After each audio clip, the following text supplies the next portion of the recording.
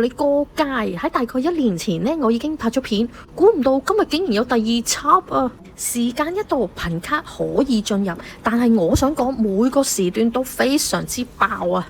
睇張海報都知道關於學校啦，所以入課室之前呢都要遵守一啲校規。做學生又點少得學生證啊？台面10幾張學生證任君選擇。校規又聽完啦，學生證又攞埋啦，就可以入課室。我都好期待有咩玩啊！一上堂嘅第一堂呢，就係視藝科，係畫自畫像，我最拿手嘅科目啊！呢堂嘅視藝堂呢，上課時間係10分鐘，所以動作要快靚正。畫完幅自畫像呢，就要交翻俾老師，之後呢，就會有後續嘅活動，就係會投影咗落去牆身度。